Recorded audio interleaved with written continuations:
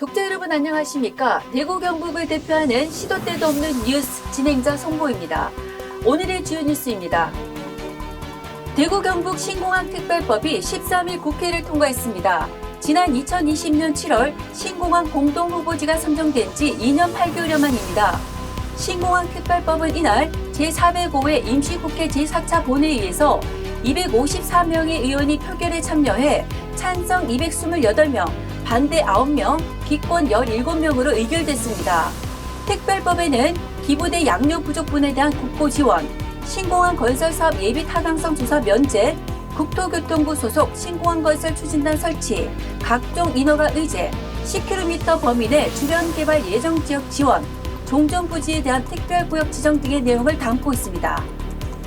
국민의힘이 13일 홍준표 대구시장을 당 상임고문직에서 해촉했습니다. 이날 김기현 대표는 국회에서 열린 비공개 최고위원회의에서 최고위원들과 논의 끝에 홍 시장을 당 상임고문직에서 해촉하기로 결정했다고 밝혔습니다. 해촉 이유로는 현직 지자체장과 당 상임고문을 겸직한 전례가 없었다는 점이 거론된 것으로 전해졌습니다.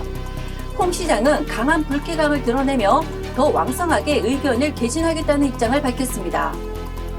미수령 보험금을 찾아준다거나 실손보험 관련 여론조사를 한다는 등의 전화로 개인정보를 무단으로 수집하는 스팸 전화가 기승을 부리고 있어 각별한 주의가 필요합니다. 정부 기관에서 진행하는 설문조사로 착각하도록 공익 목적임을 강조합니다. 대구 중구에 사는 40대 김모 씨의 경우 최근 숨어있는 보험금을 찾아준다는 전화를 받고 혹시나 하는 마음에 거주지 및 매달 납부하고 있는 보험료 등 개인정보를 알려줬다가 뒤늦게 정보가 유출된 사실을 알았습니다. 김 씨는 방송통신위원회에 관련 사실을 신고했고 사안이 심각한 수준이어서 사법기관에 수사를 의뢰했다는 답변을 받았다고 했습니다. 윤석열 대통령이 거부권을 행사한 양곡관리법 개정안이 13일 국회 본회의에서 결국 부결됐습니다. 국회는 이날 오후 본회의에서 양곡관리법 개정안 제2건에 대해 무기명 투표를 실시, 제적의원 290명 중 찬성 177명, 반대 112명, 무효 1명으로 부결 처리했습니다. 초과 생산된 쌀의 정부 매입을 의무화하는 내용의 법안은 국민의힘 반대 속에 더불어민주당 등 야당 주도로 지난달 23일 국회 본회의를 통과했습니다. 하지만 윤 대통령은 지난 4일 이 법안에 대해 취임 후 처음으로 거부권을 행사했습니다.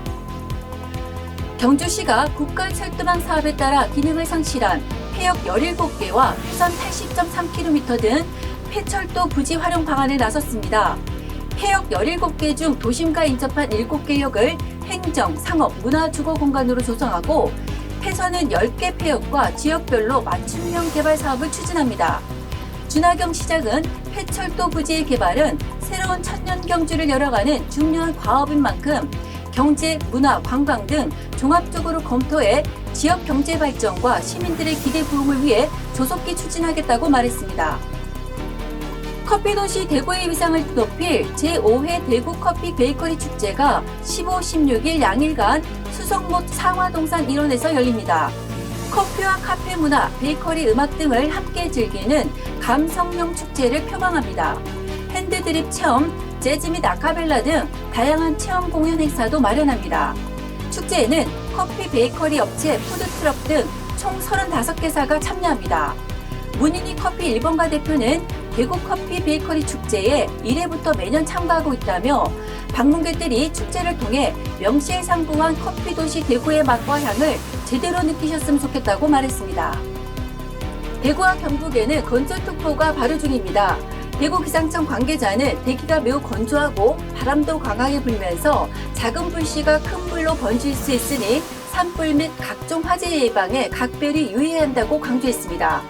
지금까지 4월 14일 금요일 시도 때도 없는 뉴스였습니다. 편안한 주말 보내십시오.